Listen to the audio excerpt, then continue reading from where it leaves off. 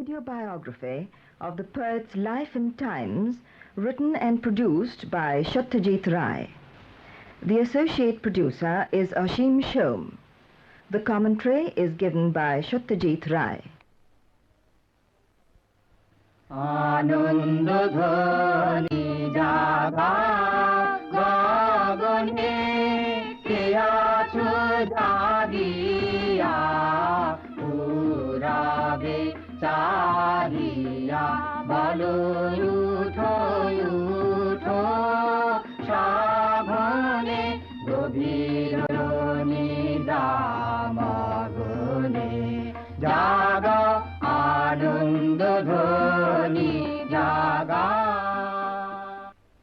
He was already well known, though not of international fame, and I was overawed by his presence and by his quietness and beauty. He didn't say much, and I can't remember what he did say. After all, it is half a century ago. But the memory of him sitting there in that dignified Harley Street dining room, with the hansom cabs trotting up and down outside us, remains with me. And I should like to bequeath it to you. The memory is vivid. The beard only slightly streaked with grey then, I think. The voice always gentle. And I do myself the credit of realizing then and there that I was in the company of a great man. The feeling of being in the presence of a great man, which the English novelist E.M. Forster experienced, was shared by many who met Rabindranath Tagore in his prime. This man, revered by millions, aged, tall, straight, white-bearded, slow-speaking, gentle, of an all-pervading dignity, the very opposite sort of that dreadful dignity which people assume in order to impress people. At first I thought the visitor must be one of the prophets stepped from the Old Testament. His grey hair hung down to his shoulders, his beard was long and fine, and his handsome figure was dressed in flowing robes which reached the floor. But what struck me most, and has remained ever since in my memory, was his face. It had a Christ-like gentleness, nobility, sadness and lovingness. I suddenly discovered I could not utter a word in the presence of this distant man who had been so close, so familiar to me through his poetry. But the odd thing was that admiration for Rabindranath did not necessarily mean familiarity with his work, for it was unlikely that the multitude that greeted him and extolled him in his tours abroad was conversant with all that the alien Bengali poet did or stood for. Professor Madariaga would like to draw a parallel with another great man. Einstein was admired by at least 1 million persons, for everyone who could understand what he wrote. Tagore belongs to this rare category of spirits whose radiation flashes far out into the world beyond the direct action of their work. Professor Madariaga is reluctant to offer any explanation for this phenomenon. I prefer that it remain a mystery, but it may well be due to an intuition on the part of the multitudes that there is a universal man there.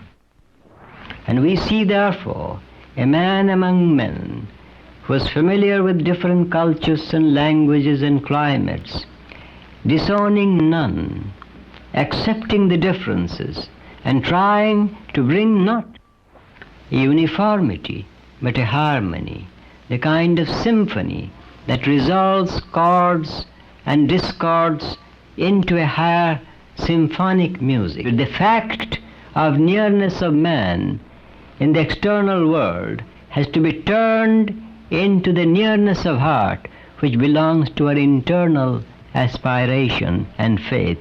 To turn a fact into a truth requires all that we have of strength and of hope and creative energy. If Rabindranath had done nothing else in life, his efforts to bridge the gulf between East and West, to place humanity on a broader base, and to obliterate differences created by barriers of culture, these alone would have given him lasting eminence. But there were many more aspects to his personality. He asked us to get rid of these caste barriers, asked us to bring the Hindu and the Muslim together. He asked us to strive for the unity of the country. The enemies we have to fight are not the enemies from outside.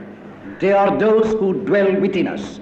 And therefore it is, he insists again and again, that we have to correct our own hearts and minds.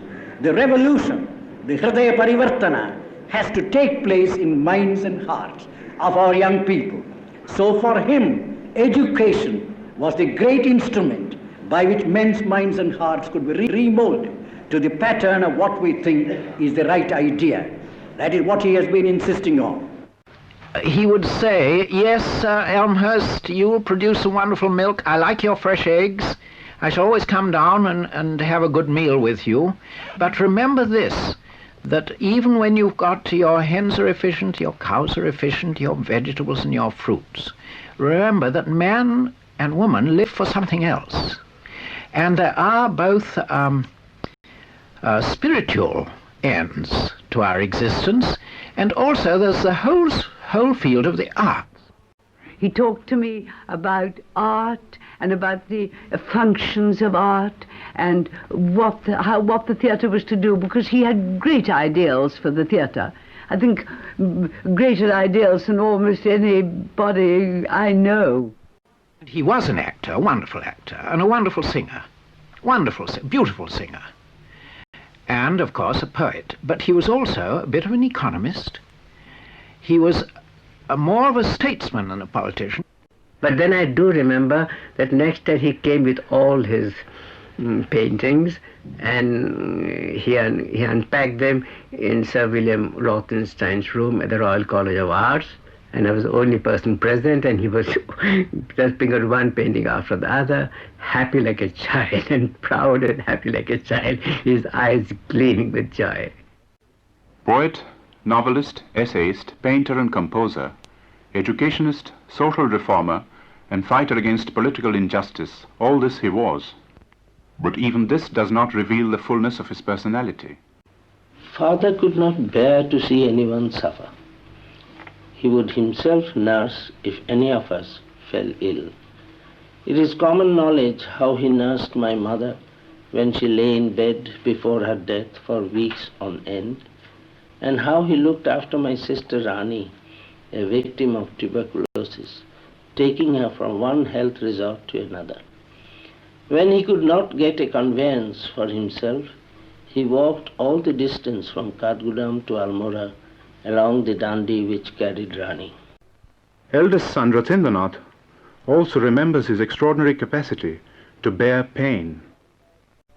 When once he was stung by a scorpion, he sat quietly with his legs stretched out before him, trying to think that it was somebody else's leg and not his, not of his essential self. And he had his foibles too, as Aurobindo Bose remembers. When he arrived in Cambridge in October 1912, he lived almost solely on sanatogen and carried about a bottle of sanatogen always with him. But more characteristic was a desire for change. He easily got tired of living in the same room or the same house for long. When he could neither change the house nor the room, he would put up partitions and shift them whenever he grew tired of the arrangement. Shantiniketan bears testimony of this change-loving habit of his. There are more than a dozen cottages there in which he had lived at different times. He was also fond of changing the arrangement of the furniture and decorations to suit his mood at the time. In the early days, he had with infinite care renovated 2 dingy rooms in the ground floor of the Jorashanko house. For decoration, he had purchased a number of reproductions of English artists. With these, he plastered the walls. Later, these were successively replaced by Ravivarma prints and paintings from Ramayana and Mahabharata by some unknown artist. Sometimes this love of change led to an awkward situation, usually involving last-minute upsets in travel plans. Once in England, an invitation came to Rabindranath to visit Norway. I went to Thomas Cook's to buy out tickets for the boat. I was a familiar figure with the passage department, and the clerk, who had got used to our ways, when handing over the tickets, warned me with a smile, no refund this time. On returning to our flat in South Kensington that evening with passports, passage tickets, luggage labels and whatnot, when I met father, he told me without so much as an excuse or explanation that he had changed his mind. He would not go to Norway, but fly to Paris next day.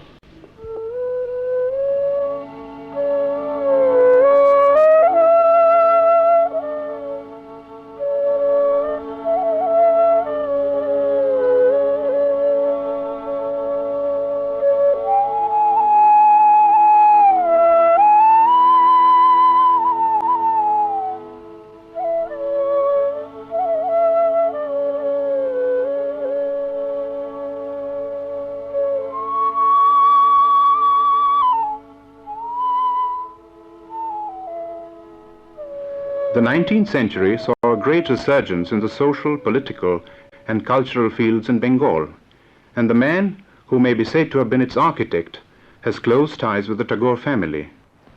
But although Raja Ram Mohan Roy had been a friend of Rabindranath's grandfather, Dwarkanath, it was Dwarkanath's son who really proved to be his true spiritual successor.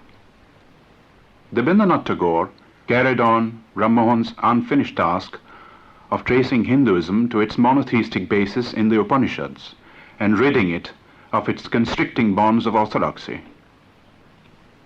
Rabindranath, born on the 8th of May 1861, was Rabindranath's 14th child, and this was probably lucky for him, for there was so much that he could learn from the elders. Music and the arts ran in the family, and there was scarcely any branch of learning that at least one of the brothers had not mastered. Roby's first book of verse, Kobi Kahini, came out when he was only 13. At the age of 17, he published imitations of the Vaishnava poets under the pseudonym of Bhanusingho. He was doubtless pleased with the fact that they took in many a critic of the day.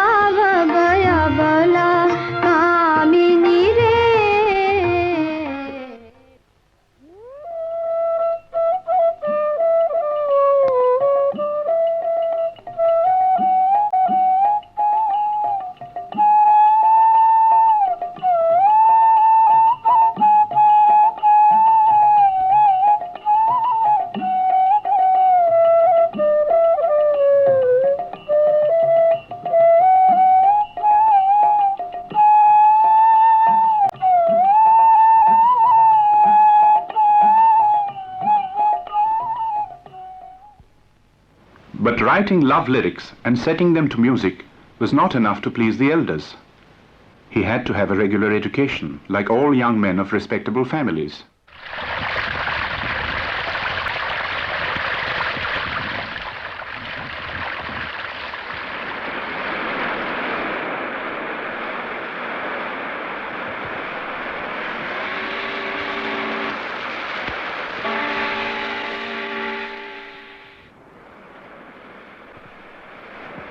At the age of 18, Roby was sent out to England.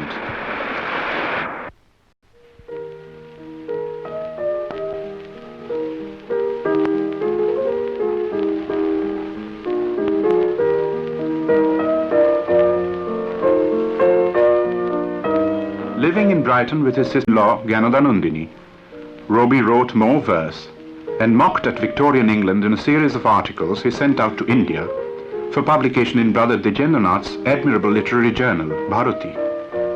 He also amused his niece and nephew with his musical antics. Indira was only 6 at that time. After all those years, I still remember how my uncle used to entertain us with his comic style of singing a particular Hindi song. आज मुरन बन बोले, आज मुरन बन बोले, आवल समन gun भवन गमन कर कुंजन ये प्रतिमोहन तुमसन हम हल मल कर रमक रमक दिले आज मुरन बन बोले, आज मुरन बन बोले. He played about with English songs too. Darling, you are growing old, silver threads among the gold shine upon your brow today. Life is fading fast away. All this, of course, leads to the fact that he did not complete his course of studies at the London University. Returning home, Rabindranath continued writing and composing with a new exuberance. Perhaps his newly acquired knowledge of Western music had something to do with it. The Tagore family seemed to have had a penchant for European music for generations, and some compositions of theirs are still extant, though not perhaps of a very high order. In fact, when I come to look back on our long connection with my uncle, it seems that music played the most important part in all our social gatherings and festivities.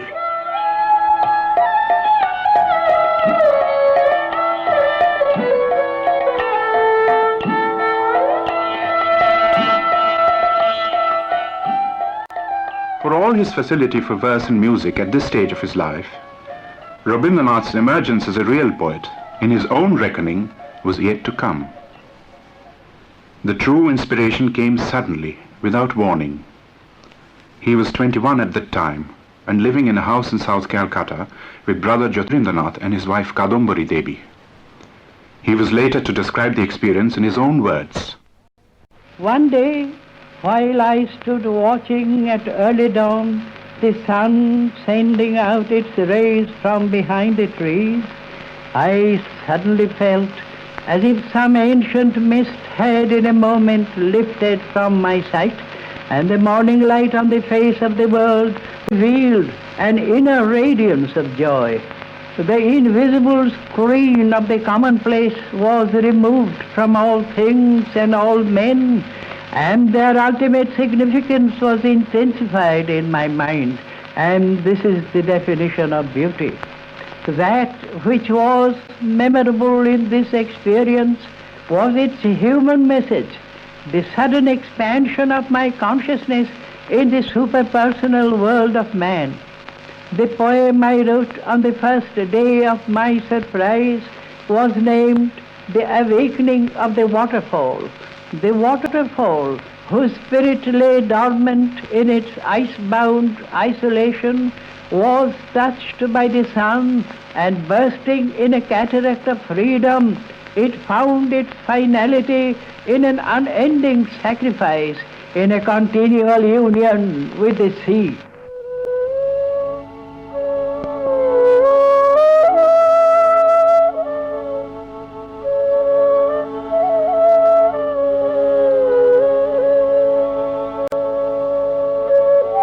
When father took over the management of the estates at Maharsh's instance, we moved over to Shilaida, a small village on the bank of the Padma in the district of Nadia.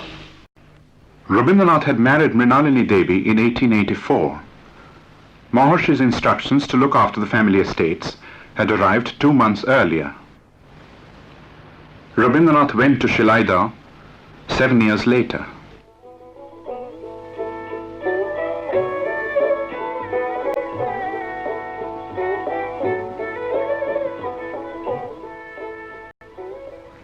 At Shilaida, we lived an entirely different life, away from all contact with society and completely confined to ourselves.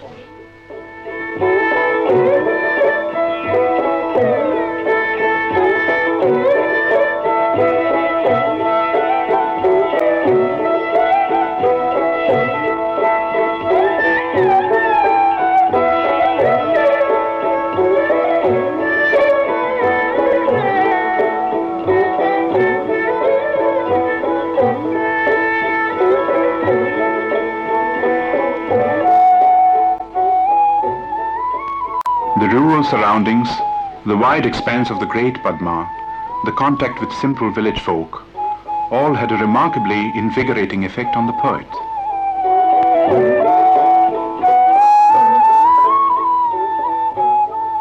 Father's output of writing was perhaps at its maximum during the years spent at Shilada.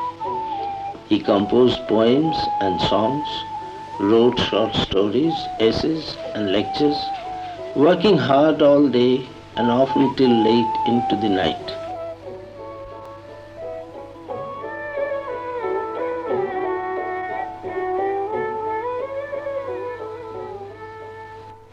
Even during the hottest days of the summer, he would sit at his desk and work with the doors and windows wide open, quite indifferent to the hot blasts blowing around him. Summer, as much as the other seasons, was celebrated by Rabindranath in a memorable series of songs and poems.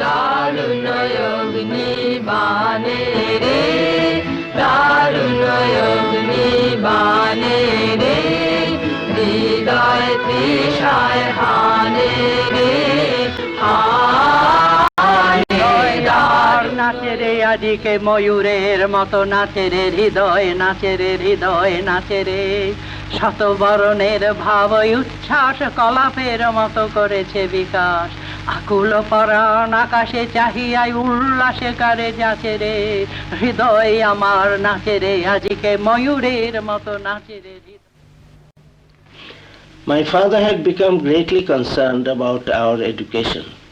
He was determined that we should not go through the grind of the stereotyped school teaching prevalent in our country, his own impression of the schools in Calcutta having left a bitter impression on his mind.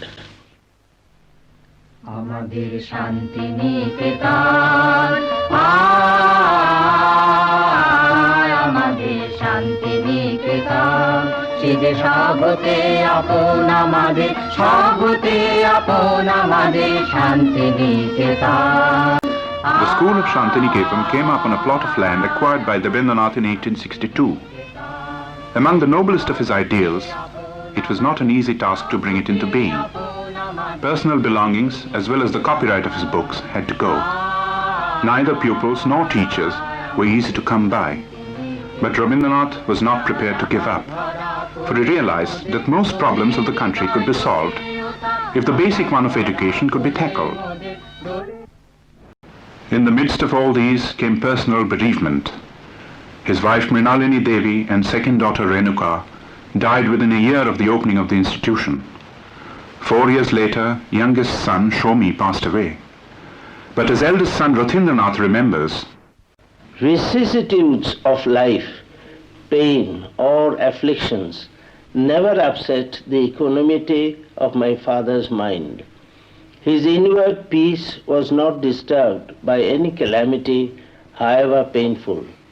Some superhuman Shakti gave him the power to resist and rise above misfortune of the most painful nature.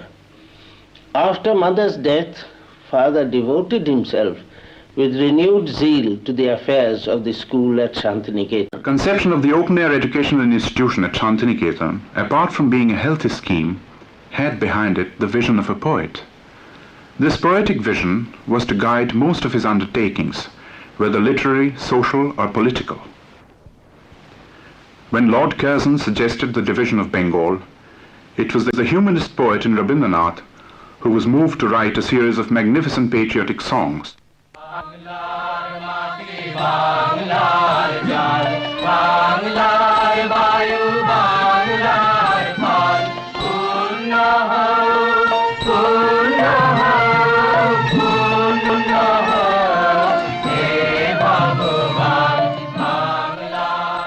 It was also he who suggested the exchange of bands of friendship between Hindus and Muslims.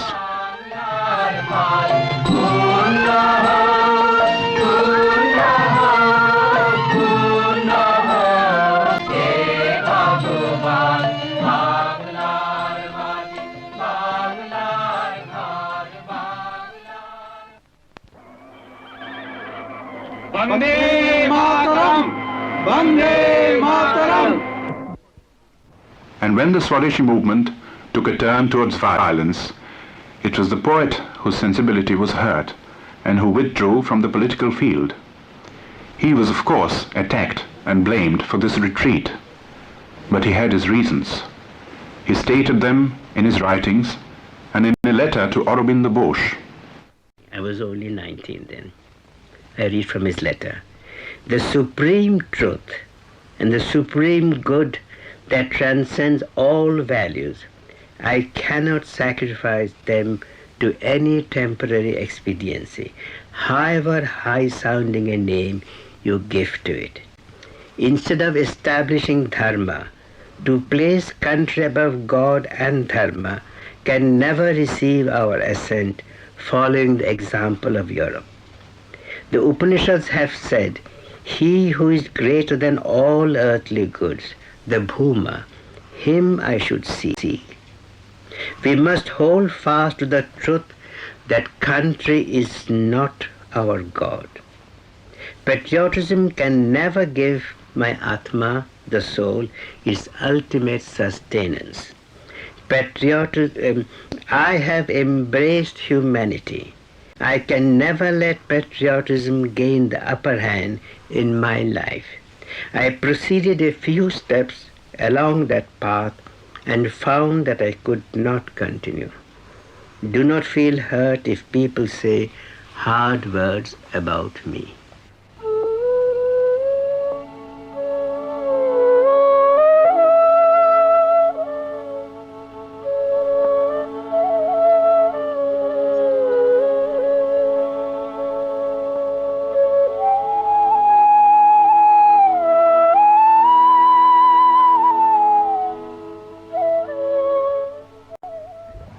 He was a Bengali, and of course it has to be borne in mind that his language was Bengali, which to some extent cut his poems off, cut his influence off from not only the rest of the world, but from India. It was Rabindranath's own translations of some of his lyrics that paved the way to world fame. Charles Freer Andrews, a Scotch missionary, was present at the meeting in London where the poet W.B. Yeats gave a reading of the poems of Gitanjali. There I saw Rabindranath Tagore for the first time. He had come to England at this time when he was just over 50 years old for health reasons. And I remember how I was overcome with a kind of reverence and awe when Mrs. Rathindranath introduced me to him. All his shyness left him as he talked to me about Shantiniketan, and he gave me a pressing invitation to visit his ashram as his guest. Then Yeats began to read poems from the manuscript of Gitanjali, some of his own favorites among Tagore's poems. The actress Sybil Thorndike was also one of those who were greatly moved by the poems in Gitanjali. My songs are like water plants. They do not stay immovable where they were born. They have no roots, only flowers and leaves. With the joy of light they dance in the waves. Having neither home nor wealth, they are like unknown guests. No one knows when they come or go. When the July rains come pouring down from the clouds and submerge the banks, my water plants, turbulent and restless, lose their way in the flood and are carried away in all directions from country to far country. Gitanjali was published in 1912. Professor Basham's reaction as a youth to Tagore's poetry provides a clue to the phenomenal popularity Rabindranath acquired in Europe. Like many thoughtful adolescents the world over, I was then going through a period of inner crisis, seeking for some kind of psychological security in a world which presented baffling problems to me and which seemed dangerous and unfriendly. At that time, Rabindranath's poetry, read, of course, in the poet's own English translations, was of great help to me. His vision of nature in the light of the spirit, his affirmation of the fundamental goodness of the world, the deep sense of love and brotherhood expressed in his poems, all helped me to come to grips with the problems of my age. And I think the poems had a real effect on the formation of my personality. Gitanjali brought Rabindranath the Nobel Prize in 1913. In 1915, he was given a knighthood. 4 years later, he was forced to renounce it as a result of political upheaval which revealed to him more clearly than ever the callousness of British rule.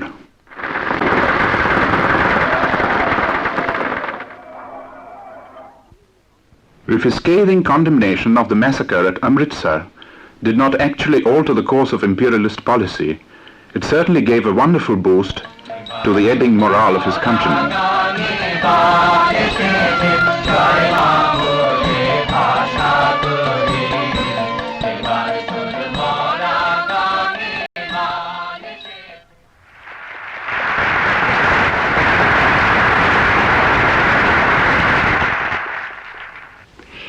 Two hours before he arrived at the great aula of the Berlin University, it was absolutely packed to suffocation. And Tagore, with his 4 or 5 companions, just could not enter. So I remember the famous Professor Harnack, the great theologian, liberal theologian. He stood up with his hands raised and said, I asked for 5 or 6 volunteers who would walk out with me from the hall so as to make room for Tagore. It was a very noble gesture, and he did walk out with 5 or 6 volunteers, and then Tagore could enter. So packed was the hall. What happened in Berlin was typical of every meeting Rabindranath addressed in every city in Europe and the Far East that he visited on his tours in the 1920s. The dominant theme of his lectures was the need for intellectual cooperation between nations. To him, it was the only way to world peace. He also spoke of his school, his country, and its heritage. And he said, I don't want adulation, I want love.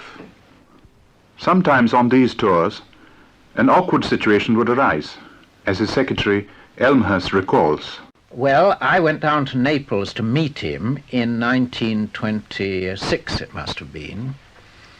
And he said, I met him, and he said, I'm going to see Mussolini.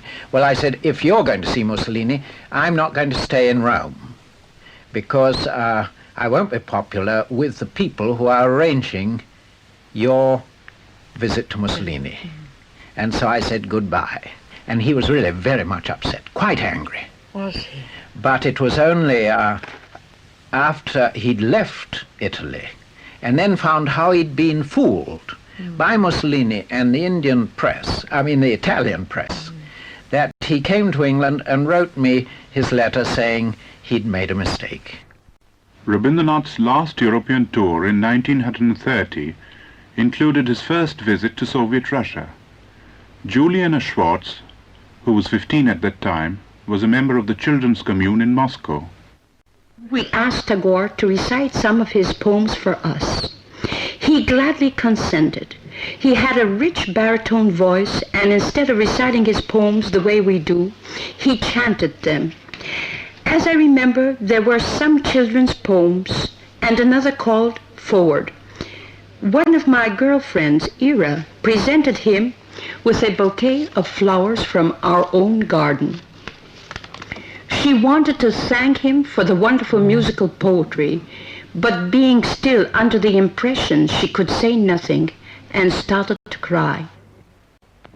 Many have rightly pointed out his premonitory and prophetic feeling in regard to the cyclic wars and retaliative misery that have visited our times and our age. And he did speak out against the spirit of war and violence. He did so in Japan, he did so in India.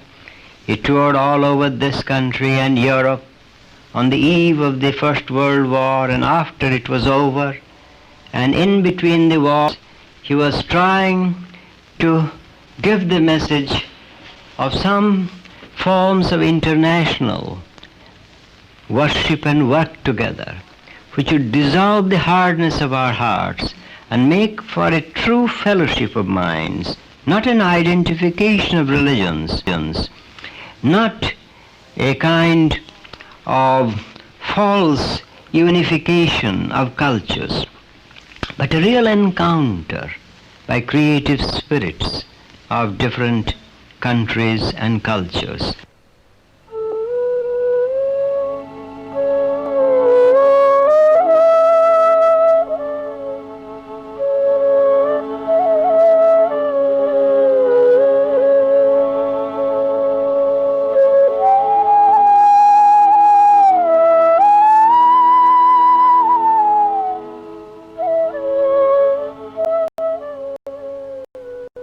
One important purpose behind the long and arduous journeys Rabindranath undertook, even in his declining years, was to collect funds for his school, which had now grown into an international university. The Vishwa Bharati had opened its doors to students and scholars from all over the world. Professor Julius Germanus was one of the visiting Orientalists. The whole compound was intermixed with buildings, houses of teachers and colleges for students. Professors and students from all parts of the world, Czechs, Poles, Germans, Americans, English, Hungarian, Russian, Chinese, Tibetan, Ceylonese, and others. Gurudev had himself built a huge palace in the style of Ellora, in which he selected the smallest room to create the greatest works for humanity. Rabindranath was the Gurudev, the guiding spirit that permeated the whole place. Rushbrook Williams visited Shantiniketan in the early 30s. In those days, Shantiniketan was Tagore, and Tagore was Shantiniketan. He presided over the life of the settlement, for settlement it was, almost as much as it was an institution for higher studies, like a benevolent deity. He encouraged us to absorb the message of the way of life which his example inspired. He made us feel that even we, lacking as we must his own towering genius, could carry away with us and apply in our ordinary academic lives the lessons of the student-teacher relationship, which at that period in the history of Indian universities could be found in its perfection only at Shantiniketan. Each day, as it dawned and closed, was marked by the singing of the exquisite hymns which he himself had composed. Songs, fairs, dramatic performances, festivals celebrating the seasons formed part of the very fabric of life at Shantiniketan.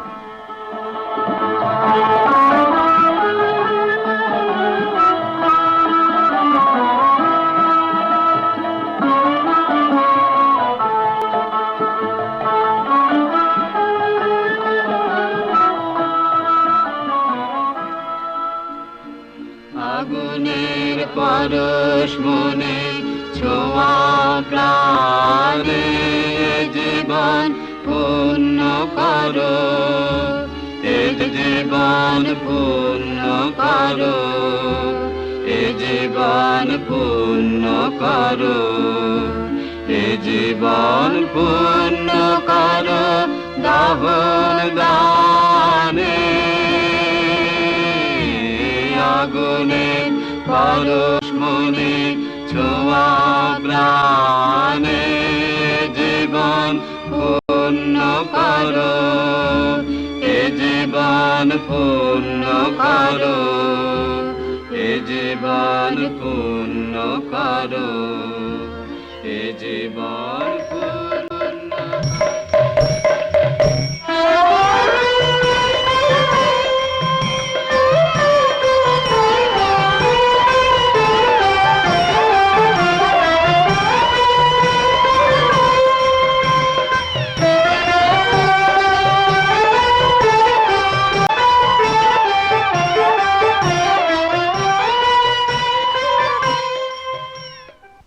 An important aspect of Rabindranath's great experiment consisted in organizing a drive towards improving conditions in the villages.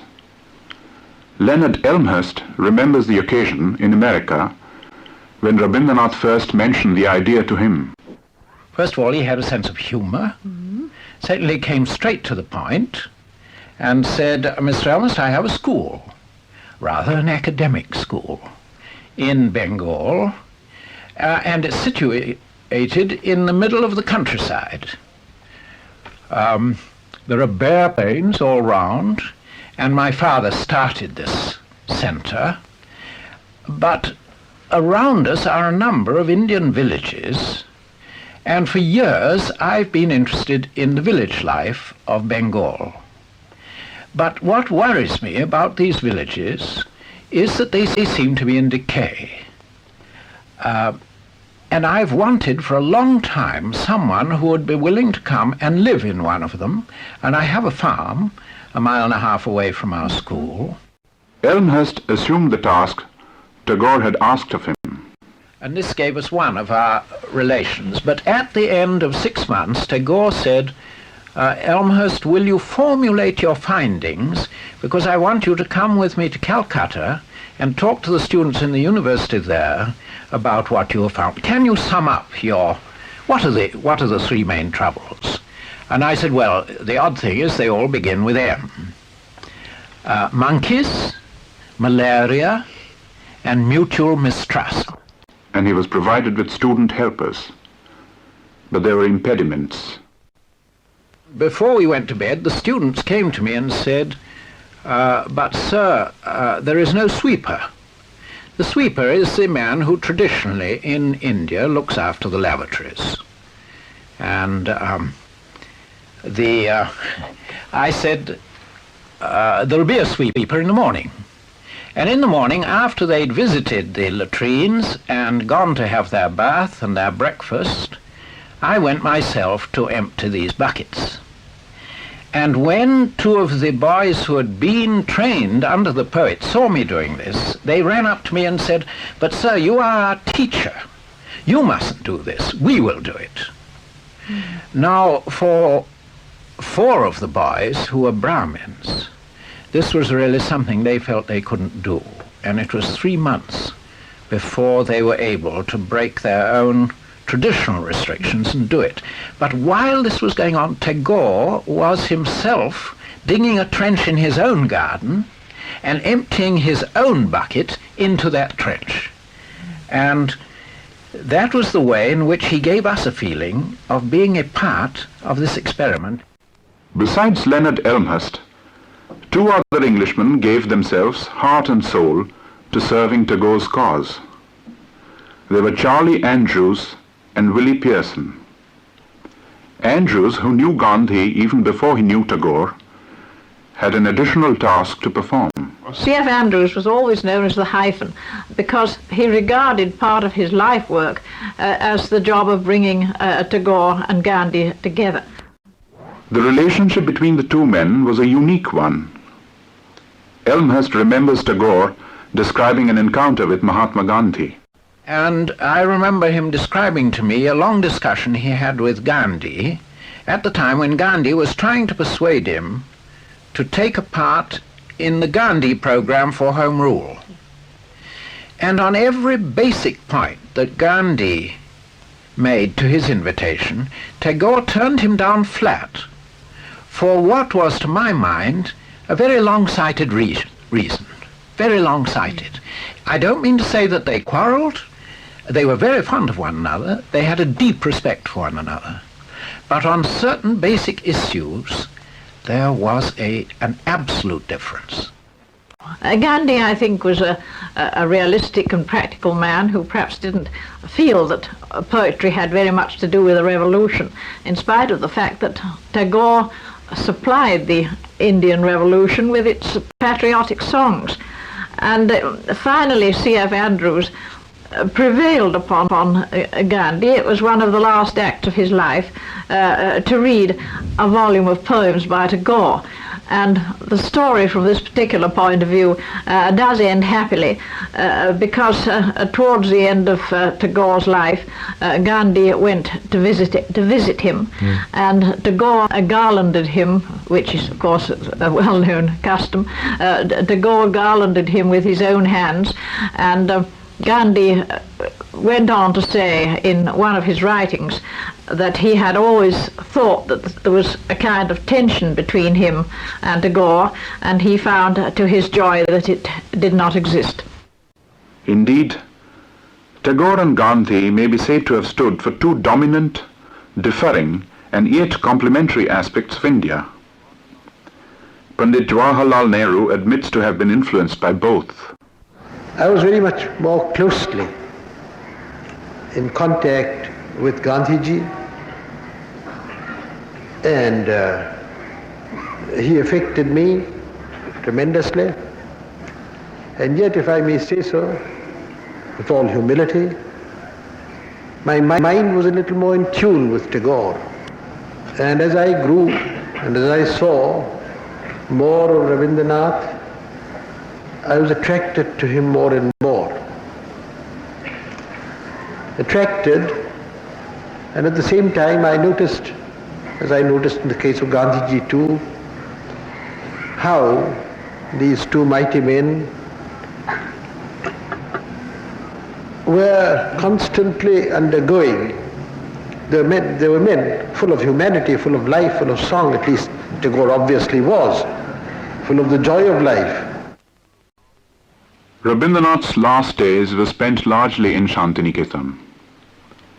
His countrymen and the world at large had acclaimed him and paid homage to him.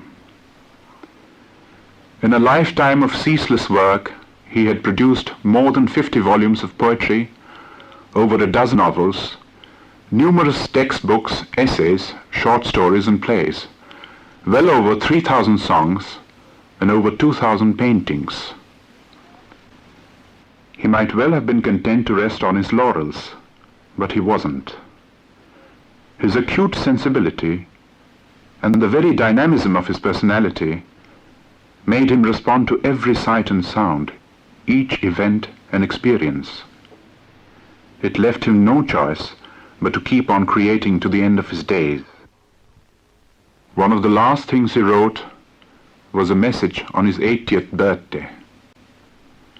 It was an indictment of the civilization that had brought forth imperialist aggression, which was then about to destroy the very ideal that was dearest to his heart, the ideal of human brotherhood. A copy of the message reached Pandit Jawaharlal Nehru, who was then in prison. One could hear almost the agonized cry of a tortured soul in that message. How deeply he had been moved by what was happening in the world then. That was a time of the war, the Second World War. And it sounded almost prophetic, what he said there. And one saw this man who had written such things of beauty and full of life, suffering this intense agony. For whom? Not for Bengal, not even for India, but for humanity. How often in the past had this tortured voice cried out in agony against man's inhumanity to man? When my mind was released from the black cavern of oblivion and woke up into an intolerable surprise, it found itself at the crater of a volcanic hellfire that spouted forth a stifling fume of insult to man. It witnessed the long-drawn suicidal agony of the time spirit passing through convulsions of a monstrous deformity worse than death. On its one side, a defiant savagery and the growl of homicidal drunkenness. On the other, timid powers, tied to the load of their carefully guarded hoardings, meekly settling down to a silent safety of acquiescence after miscalculated bursts of impatience. At the old nation's council chambers, plans and protests are pressed flat between the tight-shut, prudent lips. In the meanwhile, across the sky, rush with their blazing blasphemy the soulless swarms of vulture machines carrying their missiles of ravenous passion for human entrails. Give me power, O awful judge, sitting on the throne of eternity.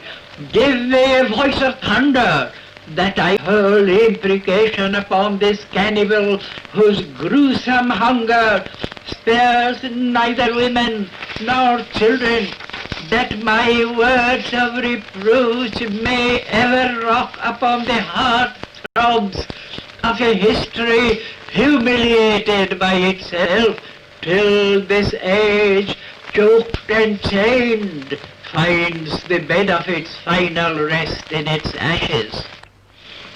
বিশ্বের প্রাঙ্গণে আজি ছুটি হোক মোর, ছিন্ন করে দাও কর্মডোর। আমি আজ ফিরিব উড়ায়ে উচ্ছৃঙ্খল সমীরম, যে কুসুম এনেছে উড়ায়ে সহজে ধুলায়। পাখির কুলায় দিনে দিনে ভরি উঠে যে সহজ গানে, আলোকের ছোঁয়া লেগে সবুজের তম্বুরার টানে। এই বিশ্ব সত্তার পরশ স্থলে জলে তলে তলে, এই গূঢ় প্রাণের হরস তুলি লব অন্তরে অন্তরে, সর্বদেহে রক্তস্রোতে, চোখের দৃষ্টিতে, কণ্ঠস্বরে, জাগরণে, ধ্যায়ে তন্দ্রায়, বিরাম সমুদ্র তটে জীবনের পরম সন্ধ্যায়, এই জন্মের গধূলির ধূসর প্রহরে, বিশ্ব রস সরোবরে শেষবার ভরিব হৃদয় মন দেহ, দূর দূর করি সব কর্ম, সব তর্ক, সকল সন্দেহ, সব খ্যাতি, সকল দুরাশা, বলে যাব আমি যাই, রেখে যাই মোর ভালোবাসা। On the 7th of August 1941, a few minutes after midday, the voice was stilled. Rabindranath died in the house where he was born. His ashes were brought back to Shantiniketan. To me, who was present when his ashes were brought back to Shantiniketan, to me his death seemed more than mere physical dissolution. I felt, and together with me all those who had lived within the orbit of this unique personality, that what had passed away was indeed a way of life, a way of thinking and feeling. One might almost say a way of dreaming, the like of which no age like ours could possibly reproduce again. And it is no exaggeration to say that we then were filled with a sense of awe and veneration which have never left us since. For I knew that no one who has ever been near him, whether Hindu or Muslim, Christian or Jew, black or white or yellow, could ever again escape into irony or sarcasm when either his common sense or his imagination failed him.